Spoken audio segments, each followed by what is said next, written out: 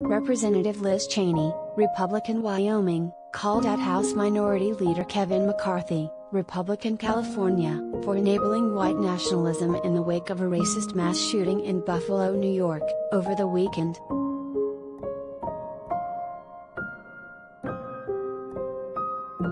The House GOP leadership has enabled white nationalism, white supremacy, and anti-Semitism, Cheney wrote on Twitter Monday.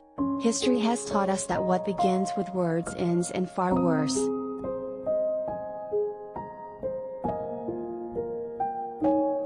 Authorities say the Buffalo shooter killed 10 people, most of them black, after posting a manifesto online espousing the Great Replacement conspiracy claim that elites are using immigration and other policies to marginalize white Americans in favor of people of other races.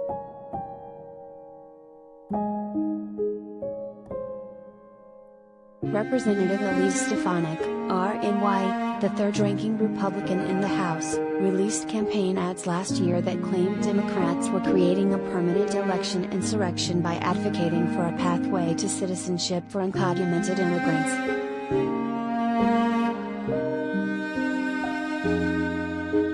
Their plan to grant amnesty to 11 million illegal immigrants will overthrow our current electorate and create a permanent liberal majority in Washington, one of Stefanik's ads said.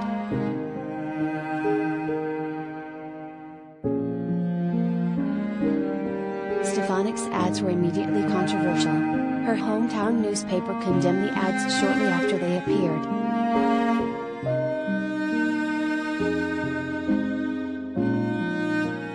McCarthy, on the other hand, has hesitated to condemn his own colleagues. When Reps.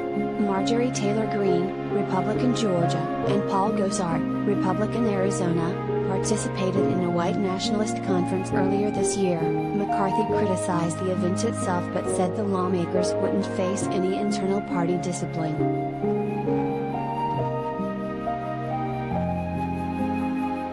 The Republican conference elevated Stefanik to leadership after ousting Cheney for accurately saying that President Joe Biden achieved a legitimate victory over former President Donald Trump in the 2020 election. Cheney was one of 10 Republicans who voted to impeach Trump for inciting the 2021 riot at the U.S. Capitol.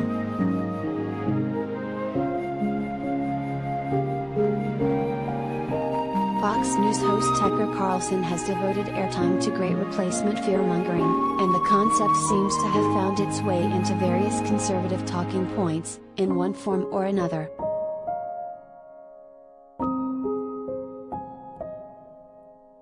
A number of Republicans seized on the national shortage of baby formula last week to suggest that Biden is withholding sustenance from American babies in order to give it to migrants in federal custody at border facilities. Never mind that the federal government is obligated by a court order, and basic human decency, to give its detainees food and water.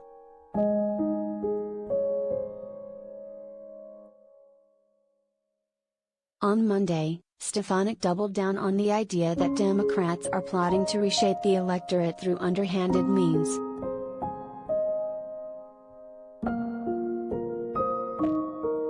Democrats desperately want wide-open borders and mass amnesty for illegals allowing them to vote, she wrote on Twitter.